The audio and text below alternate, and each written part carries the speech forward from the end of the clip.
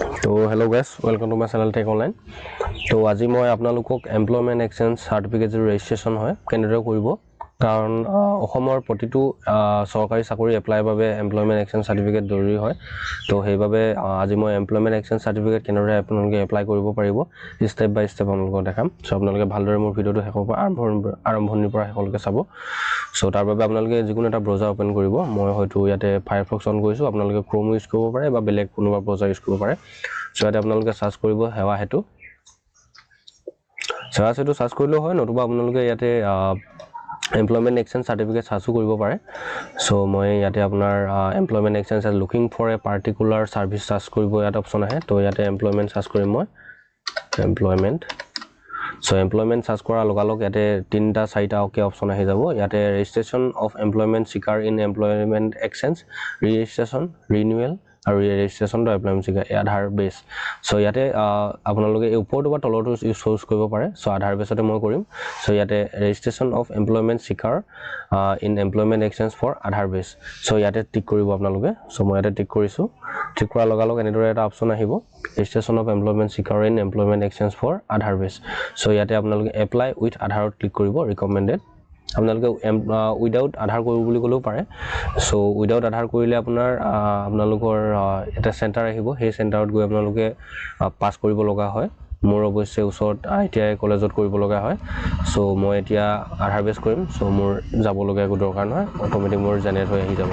So ইয়াতে single sign in আহিব। ইয়াতে আপোনালোকে সিটিজেন, PFC, CSC অফিচিয়েল হিচাপে আপোনালোকে লগইন কৰিব পাৰে।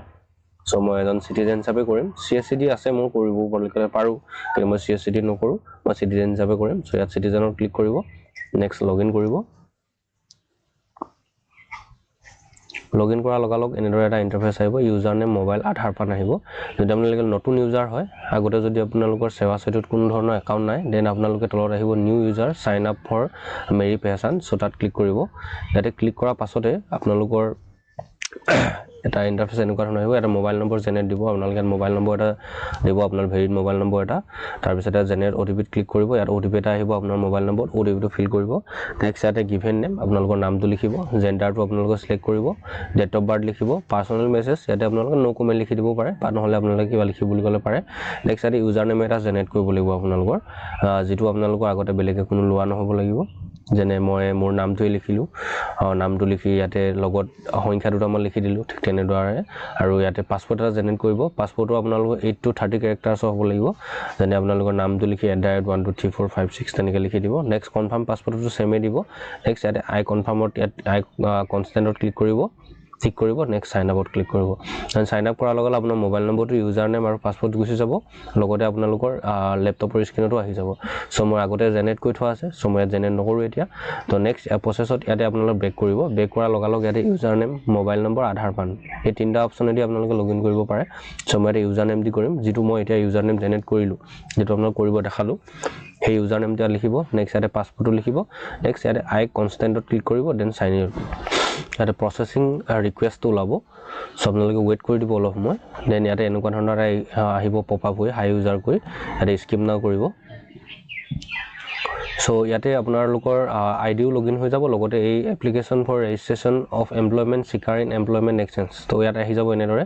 ইয়াত আপোনালোকৰ 30 দিনৰ প্ৰমাণপত্ৰ দিয়া হয় বুলি কৈছে, কিন্তু আপোনালোকে এপ্লাই কৰা লগালগ পাই যাব। সো চিন্তা কৰিব লগা একো কথা নাই। সো ইয়াতে আধাৰ বেস কৰিম মই। সো ইয়াতে আধাৰ হোল্ডাৰ কনস্টেন্ট আহিব, ইয়াতে এটা টিক কৰা অপচন আহিব, ইয়াত টিক কৰিব। নেক্সট ইয়াতে আপোনাৰ আধাৰ নম্বৰ লিখিব, ইয়াতে ফুল নাম লিখিব। ইয়াতে ডমিসাইল আপোনাৰ অসমৰে হ'ব লাগিব, বাকি বেলেগ ডিস্ট্ৰিক্টৰ বা বেলেগ ষ্টেটৰ হলে নহব। বেলেগ ষ্টেটৰ হলে আপোনালোকে ইয়াতে এপ্লাই কৰিব নোৱাৰে এমপ্লয়মেন্ট এক্সচেঞ্জ। সো সেইভাবে ইয়াতে আসাম লিখা থাকিব। সো ইয়াতে আধাৰ নম্বৰ লিখিব, আৰু আধাৰত যেনেদৰে আপোনাৰ নামটো লিখা আছে ঠিক তেনেদৰে ইয়াতে লিখি ল'ব। সো ইয়াতে মই আধাৰ নম্বৰ লিখি লৈছো মোৰ। নেক্সট ইয়াতে আপোনাৰ ফুল নেমটো লিখিব, আধাৰত যেনেদৰে আছে। সো লিখাৰ পাছতে ইয়াতে ভেৰিফাই আধাৰ আহিব। সো ভেৰিফাই আধাৰত ক্লিক কৰিব। নেক্সট ইয়াতে সেন্ডিং OTP প্লিজ ৱেইট লিখাকে আহি যাব। ইয়াতে আপোনালোকৰ আধাৰ কাৰ্ড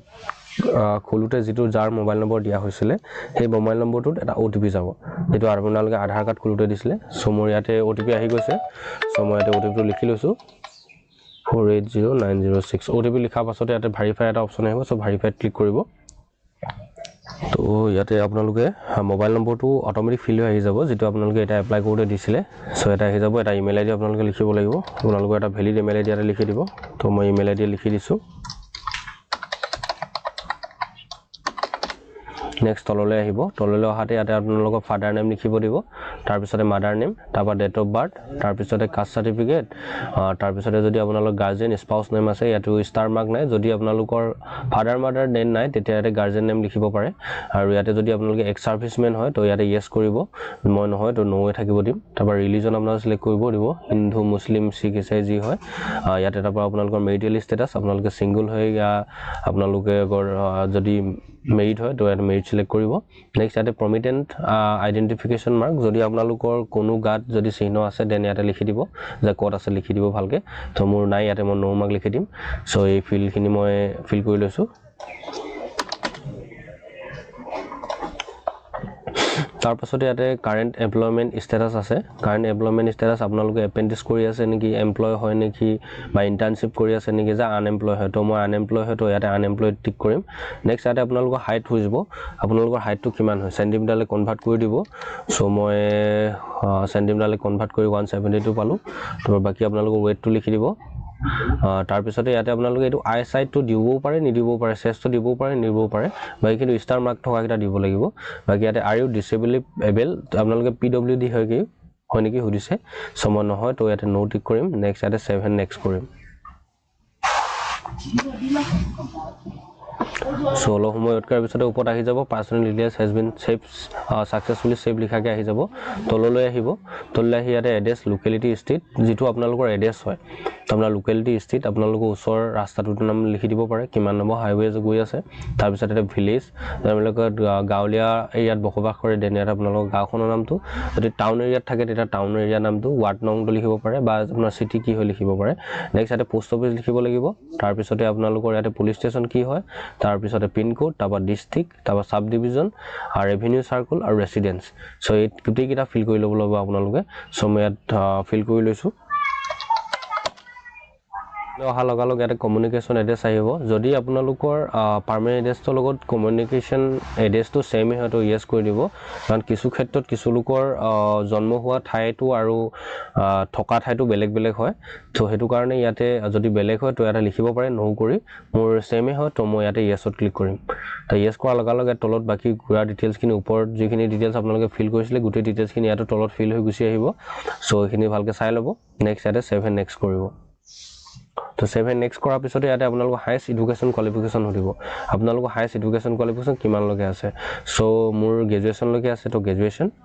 নেক্সট গ্ৰেজুৱেচন লোৱা কোৱা লগালগ ইয়াতে আপোনালোকৰ প্ৰথমতে 10ৰ ডিটেইলছ খিনি ফিল কৰিব লাগিব যেনে 10ৰ ইয়াতে প্ৰথমতে আপোনালোকে বোৰ্ড সিলেক্ট কৰিব লাগিব তো বোৰ্ড মোৰ সেৱা হয় তো সেৱা বাকি ইয়াতে গোটেই সাবজেক্ট কেইটা লিখিব লাগিব সাবজেক্ট কেইটা কেনেদৰে সাৰ্চ কৰিব আপোনালোকে যেটো আপোনালোকৰ মাৰ্কশিট আছে মাৰ্কশিটৰ আপোনালোকে চাই ল'ব যে আপোনালোকৰ মাৰ্কশিটত যি কিটা সাবজেক্ট আছিল সেই গোটেই সাবজেক্ট কিটা আপোনালোকে লিখিব লাগিব এটা গোটেই সাবজেক্ট কিটা সিলেক্ট কৰিবলৈ হলে আপোনালোকে মই কেনেকৈ সিলেক্ট কৰিব দেখাই আছো সব আপোনালোকে মাৰ্কশিটটো উলিয়াই ল'ব প্ৰথমতে মাৰ্কশিটটো উলিয়ালে প্ৰথম আপোনালোকৰ যিটো সাবজেক্ট হয় সেই সাবজেক্টটো লিখিব যেনে মোৰ আসামিজ হয় তো মই এটা আসামিজ সাৰ্চ কৰিছো অলপ মই ওয়েট কৰিব গোটেই ইয়াতে সাবজেক্ট কিটা আপোনালোকে এড কৰিব লাগিব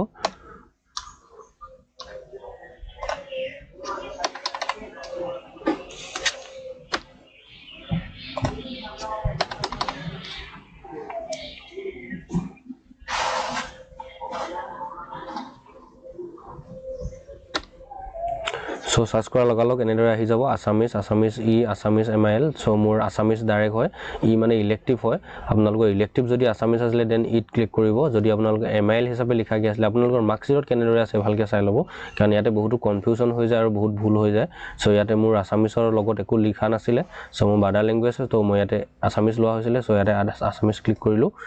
নেক্সট আপোনালোকৰ মোৰ ইংলিশ আছিল যেনেদৰে ঠিক একেদৰে ইংলিশ লিখিব বা ইংলিশ লিখিব তাৰ পিছত অলপ মই ওয়েট কৰিব সাৰ্চিং হৈ থাকে সাৰ্চিঙত যদি নোলাইগে তেতিয়াহ'লে ইণ্টাৰ এবাৰ এটা দবাই দিব তাৰপিছত নেক্সট আকৌ ইয়ালৈ গুচি যাব যদি নাই অহা তেন আকৌ সাৰ্চ কৰিব অলপ সময় ৱেইট কৰি দিব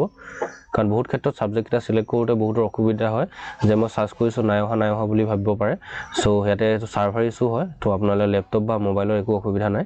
সো ইয়াতে আকৌ এবাৰ ট্ৰাই কৰিব ইয়াত আহি যাব ইংলিছ বুলি আকৌ সো ইংলিছ ঠিক তেনেদৰে বাকি সাবজেক্ট কেইটা মই এড কৰি লৈছোঁ আপোনালোকে তেনেদৰে এড কৰি ল'ব নহ'লে ইয়াত বহুত সময় লাগি যাব সকলোবোৰ সাবজেক্ট এড কৰাৰ পাছতে আপোনালোকে ইনষ্টিটিউচনৰ নামটো লিখিব দিব ইনষ্টিটিউচনৰ নামটো আপোনালোকৰ স্কুলৰ নামটো লিখিব নেক্সট ইয়াতে মিডিয়াম অফ ইনষ্ট্ৰাকচন আপোনালোকে কোনটো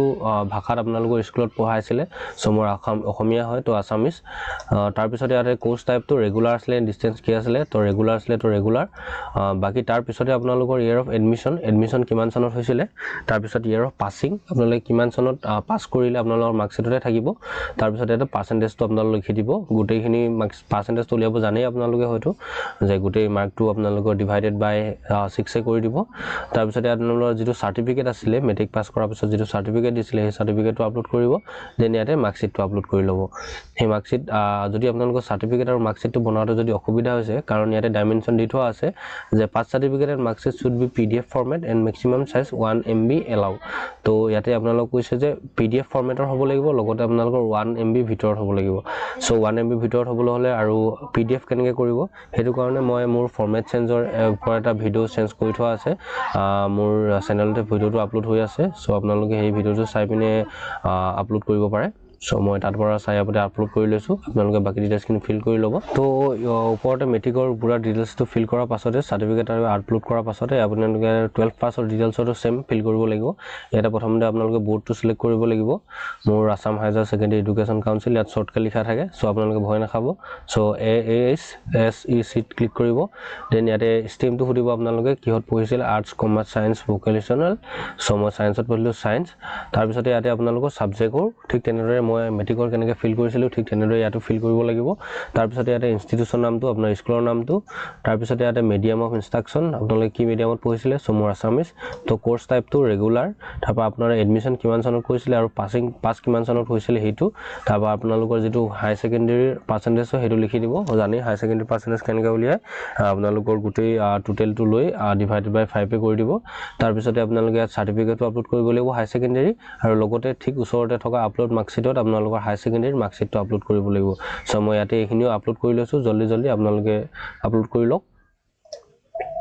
তো ইয়াতে মই 12ৰ সাৰ্টিফিকেট আৰু মাৰ্কশ্বিট আপলোড কৰি ল'লোঁ আপোনালোকে ডিটেইলছখিনি কৈ দিলোঁ কেনেদৰে ফিল কৰিব ইয়াতে ফিল কৰাৰ পাছতে গ্ৰেজুৱেশ্যন আহিব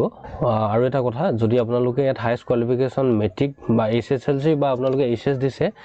দেন আপোনালোকে HS দিছে যদি মেট্ৰিক আৰু HS দিব লাগিব যদি আপোনালোকে গ্ৰেজুৱেশ্যন দিয়া নাই হাইয়েষ্ট কোৱালিফিকেশ্যন দেন আপোনালোকে গ্ৰেজুৱেশ্যন ফিল কৰিব কোনো দৰকাৰ নাই সো এইটো ষ্টেপ আপোনালোকে 7 নেক্সট কৰিব পাৰে সো মোৰ গ্ৰেজুৱেশ্যন আছে তো মই গ্ৰেজুৱেশ্যন দি দিছোঁ কিছু ক্ষেত্ৰত কিছু লোকৰ অনলি মেট্ৰিক পাছ আছে মানে HSLC আছে তেখেতলোকে হাই ছেকেণ্ডেৰীও দিব নালাগে গ্ৰেজুৱেশ্যনটো দিব নালাগে যদি তেখেতলোকে হাইয়েষ্ট কোৱালিফিকেশ্যন গ্ৰেজুৱেশ্যন দিয়ে তেতিয়াহ'লে হাই ছেকেণ্ডেৰী মেট্ৰিক লগতে গ্ৰেজুৱেশ্যনো দিব লাগিব সো মই এটা গ্ৰেজুৱেশ্যনো ঠিক তেনেদৰে ফিল কৰি লৈছোঁ ইয়াতে প্ৰথমতে ষ্ট্ৰীম আহিব ষ্ট্ৰীমটো সিলেক্ট কৰিব আপোনালোকে BA কৰিছিল BSc কৰিছিল যি কৰিছিল সো মই BA কৰিছিল তো BA তাৰপিছতে ইয়াতে বেচলাৰ অফ আৰ্টছ ইয়াতে মেজৰ কিহত লৈছিলে আপোনালোকে সো ইয়াতে চাই ল'ব আপোনালোকৰ যিটো সাবজেক্টত মেজৰ লৈছিলে সেইটো ইয়াতে আছেনে নাই সো আছে মোৰ ইয়াতে লিখি ল'লোঁ বাকি আদাৰ সাবজেক্ট যদি আপোনালোকে বেলেগ কিবা এক্সট্ৰাকে সাবজেক্ট লৈছিলে নন অনাৰ্ছৰ ভিতৰত তো ইয়াত লিখিব পাৰে নহ'লে এইটো খালী ৰাখিব পাৰে বাকি ইয়াতে ইউনিভাৰ্চিটি বৰ্ড সো মই ইয়াতে ইউনিভাৰ্চিটিৰ নামটো লিখি দিছোঁ আপোনালোকে আপোনালোকৰ যিটো মাৰ্কশ্বিটত আছে মাৰ্কশ্বিটৰ পৰা চাই ইয়াত লিখি ল'ব তাৰপিছতে এটা ইনষ্টিটিউচন কোনখন কলেজৰ পৰা আপোনালোকে পাছ কৰিছিল বাকি এটা মিডিয়াম অফ ইনষ্ট্ৰাকচন আপোনালোকে কিহত পঢ়িছিলে সো মই আছামিজ তাৰপিছতে ইয়াতে আপোনালোকৰ কোৰ্চ টাইপটো কেনেকুৱা আছিলে ৰেগুলাৰ আছিলে মোৰ আৰু ইয়েৰ অফ এডমিশ্যন কিমান চনত কৰিছিলে পাছ কিমান চনত কৰিছিলে আৰু পাৰ্চেণ্টেজ আপোনালোকৰ কিমান চনত আছিলে সো মোৰ গ্ৰেজুৱেশ্যনৰ CGPA আছে তো CGPA পৰা আপোনালোকে পাৰ্চেণ্টেজলৈ কনভাৰ্ট কৰি ল'ব তাৰপিছতে ইয়াতে আপোনালোকৰ সাৰ্টিফিকেট যিখন আপোনালোকৰ কলেজৰ পৰা দিব যিখন মাৰ্কশ্বিট আপোনাৰ ইউনিভাৰ্চিটিৰ পৰা দিব সেইখন ইয়াতে লিখি ইয়াৰে নেক্সট কৰিব পাৰে আৰু এটা প্ৰশ্ন সুধিব যে ডু ইউ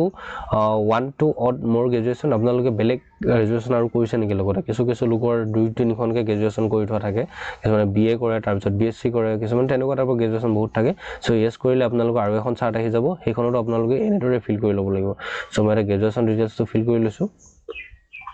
ইয়াতে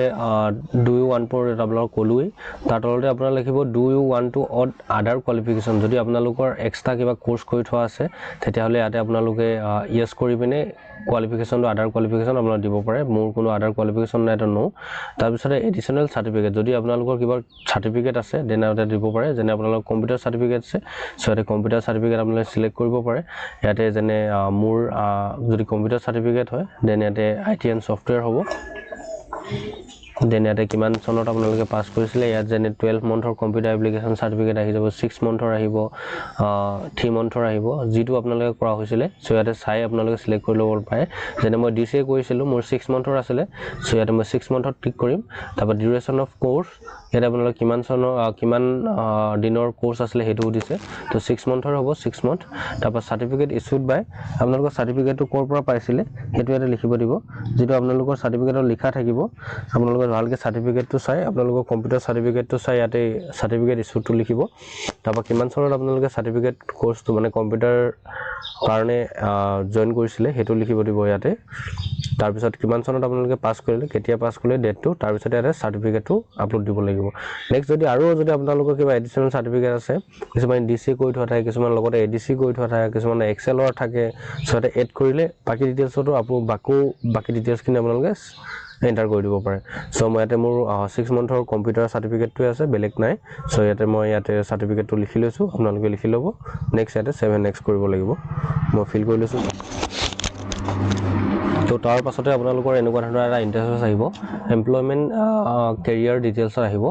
আপোনালোকে ফ্ৰেছাৰ্ছ হয় নে এক্সপেৰিয়েন্স হয় হেতু সুধিব তো মই ফ্ৰেছাৰ্ছ হয় তো ফ্ৰেছাৰ্ছ লিখিম যদি আপোনালোকে এক্সপেৰিয়েন্স হয় দেন এটা এক্সপেৰিয়েন্সত ক্লিক কৰিব পাৰে বাকি তললৈ আহিব ল্যাঙ্গুৱেজ নোন আপোনালোকে ল্যাঙ্গুৱেজ কি ল্যাঙ্গুৱেজ জানে যেনে মই অসমীয়া জানো সো আসামিজ সিলেক্ট কৰিম দেন ৰিড ৰাইট স্পিকত টিক কৰিব দেন প্ৰফিচিয়েন্সিত আপোনালোকে বিগিনাৰ প্ৰফিচিয়েন্স এক্সপাৰ্ট দিব পাৰে তো মই প্ৰফিচিয়েন্স দিম নেক্সট এটা প্লাস আইকনত টিক কৰিব নেক্সট আৰু বাকি ল্যাঙ্গুৱেজ আপোনালোকে কি জানে যেনে মই হিন্দী জানো ৰিড ৰাইট স্পিক ইয়াতে তেনেকৈ মই দিম প্ৰফিচিয়েন্স তাৰপিছতে একচন নেক্সট ইয়াতে ক্লিক কৰিব ইয়াতে আপোনালোকে আৰু এটা ল্যাঙ্গুৱেজ সিলেক্ট কৰিব পাৰে যেনে ইংলিছ সিলেক্ট কৰিছো মই ৰিড ৰাইট স্পিকটো মই খালি ৰাখিব দিম সো ইয়াতে মই বিগিনাৰ দিম যদি আপোনালোকে আৰু বাকি ল্যাঙ্গুৱেজ সিলেক্ট কৰিবলৈ ভাবে এটা প্লাস আইকনত টিক কৰি আপোনালোকে ল্যাঙ্গুৱেজ সিলেক্ট কৰিব পাৰে তাৰপিছতে তললৈ আহিব ইয়াতে কি স্কিল আহিব এটা যদি আপোনালোক স্কিল পারসন হয় দেন এটা স্কিল দিব পাৰে যদি আনস্কিল হয় তো আনস্কিল সো মই আনস্কিল হয় তো আনস্কিলতে থাকিব দিম তো নেক্সট এটা 7 নেক্সট কৰিব সো এটা এমপ্লয়মেন্ট এক্সচেঞ্জ আহিব ইয়াতে আপোনালোকৰ যেটো আপোনালোকৰ ডিস্ট্ৰিক্ট হয় সেই ডিস্ট্ৰিক্টৰ কেটা এমপ্লয়মেন্ট এক্সচেঞ্জ অফিস আছে তো এটা চেক কৰিব পাৰে তো মোৰ যেটো এক্সচেঞ্জ হয় মই টিক কৰিছো দেন এটা 7 নেক্সট কৰিব দিম তাৰপিছতে ইয়াতে আপোনালোকৰ প্ৰুফ অফ ৰেসিডেন্সৰ প্ৰুফ দিব লাগিব ইয়াতে আপোনালোকৰ ড্ৰাইভিং লাইসেন্স দিব পাৰে তাৰপিছতে ইয়াতে ভোটাৰ কাৰ্ড দিব পাৰে যদি আপোনালোকৰ ড্ৰাইভিং লাইসেন্স দিব পাৰে নহলে যদি ভোটাৰ কাৰ্ড দিব পাৰে পাছপোৰ্ট দিব পাৰে নহলে আপোনালোকৰ চিঠা জমাবন্দী কাগজ দিব পাৰে ইয়াৰ আপোনাৰ নিজৰ হ'ব লাগিব নহলে আপোনাৰ গাৰ্জেনৰ হ'ব লাগিব সো মোৰ ড্ৰাইভিং লাইসেন্স আছে তো মই ড্ৰাইভিং লাইসেন্স দি দিছো ভোটাৰ কাৰ্ডও আছিল মোৰ সো ভোটাৰ কাৰ্ডটো মই নিদো ড্ৰাইভিং লাইসেন্স মই দি দিছো নেক্সট তলতে আপোনালোকৰ এজ প্ৰুফ আহিব এজ প্ৰুফ আপুনি বাৰ্থ সাৰ্টিফিকেট দিব পাৰে স্কুল সাৰ্টিফিকেট দিব পাৰে SSI এডমিট দিব পাৰে তো মই বাৰ্থ সাৰ্টিফিকেট দিম তো বাৰ্থ সাৰ্টিফিকেটত টিক কৰিছো নেক্সট ইয়াতে ব্ৰাউজ কৰিব ইয়াত আপোনালোকৰ বাৰ্থ সাৰ্টিফিকেটটো আপলোড কৰি ল'ব মই বাৰ্থ সাৰ্টিফিকেট আপলোড কৰি লৈছো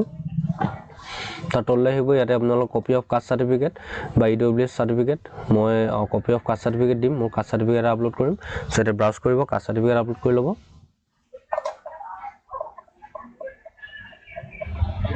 তাৰপিছতে তললৈ আহিব ইয়াতে ওয়াৰ্ক এক্সপেৰিয়েন্স এটো আপোনাৰ ম্যান্ডেটৰি নহয় যদি আছে দিব পাৰে আৰু এনি আদাৰ ডকুমেন্ট আপোনালোকে বেলেগ কিবা ডকুমেন্ট দিব বিচাৰে নেকি ইয়াত দিব পাৰে নেক্সট ইয়াতে পাছপোৰ্ট সাইজ ফটো কপি আপোনালোকে আপলোড কৰিব লাগিব সো মই এটা passport size photo copy upload কৰি লৈছো এটা সিগনেচাৰ আপোনালোকে আপলোড কৰিব লাগিব এই সিগনেচাৰটো মই আপলোড কৰি লৈছো নেক্সট তললৈ আহিব ইয়াতে এটা ডিক্লেৰেশ্যন আছে ইয়াত টিক কৰিব দিব ইয়াত টিক কৰিব নেক্সট ইয়াতে 7 নেক্সট কৰিব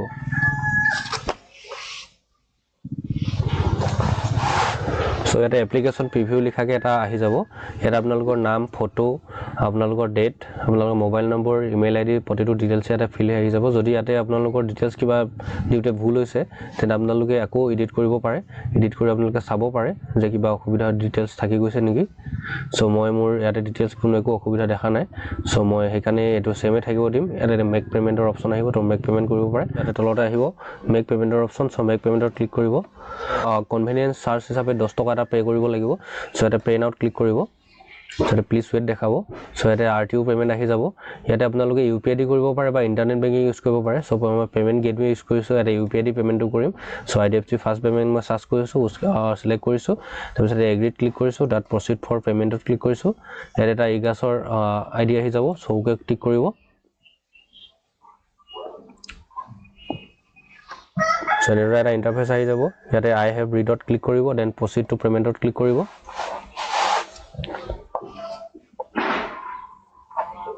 ইয়াতে পেমেন্ট পেজটো লোড হৈ আছে তো ইয়াত লোড হৈ আহি যাব ইয়াতে তললে আপোনালোকে ডেবিট কাৰ্ড এদি দিব পাৰে নেট বেংকিং দিব পাৰে ইউপিআই দিব পাৰে তো মই ইউপিআই ক্লিক কৰিছো সো ইয়াতে জেনেৰেট কিউআৰ এটা আহিব সো ইয়াতে জেনেৰেট কিউআৰ ক্লিক কৰিব ইয়াতে আপোনালোকে কিউআৰ এটা জেনেৰেট হৈ আহি যাব এই কিউআৰটোতে আপোনালোকে পেমেন্ট কৰি দিব 10 रुपीस টো সো মই পেমেন্টটো কৰি লৈছো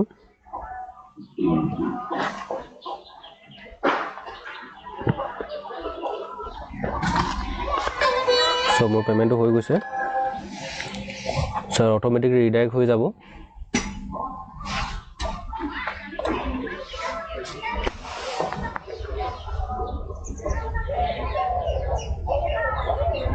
চলো মই ওয়েট কৰি দিব আপোনালোকে বেক কৰি নিদিব বহুত লোকে এই পেজটো ব্ল্যাঙ্ক হৈ যোৱাৰ কাৰণে বেক কৰি দিয়ে আৰু হিহঁত লোকৰ পেমেন্টটো সাকসেসফুলি ক্ৰেডিট নহয়গে সো হেতু কাৰণে আপোনালোকে বেক নকৰিব কেতিয়াও অলপ সময় লাগিলে ওয়েট কৰি দিব সো মই অলপ সময় ওয়েট কৰি দিছো সো ইয়াতে অলপ সময় ওয়েট কৰাৰ পাছতে এনেদৰে এটা ইন্টাৰফেস আহিব ইয়াতে ইমেইল ভেৰিফিকেশন লিখাকে আহি যাব যেটো আপোনালোকৰ ইমেইল আইডি এটা এপ্লাই কৰি দিছিলে সেই ইমেইল আইডিটো এটা ইয়াতে লিখাকে আহি যাব ইয়াতে সেন্ড ওটিপি আহিব সো ইয়াতে সেন্ড ওটিপি ক্লিক কৰিব দেন লগালগ মানে আপোনাৰ যেটো ইমেইল আইডি ইয়াত লিখা আছিল বা যেটো আপোনালোকে এপ্লাই কৰি দিছিলে সেই ইমেইলটো এটা ওটিপি যাব সেই ওটিপিটো আপোনালোকে ইয়াত ফিল কৰি ল'ব লাগিব সো ইয়াতে মই ওটিপিটো ফিল কৰি লৈছো অভি ইয়াত পঠিয়াই লৈছো মই ওটিপিটো কৰা লগালগ আপোনালোকৰ এনেদৰে ইন্টাৰফেস আহি যাব সো ইয়াতে আপোনালোকৰ নাম father name date of birth registration number date of registration mobile number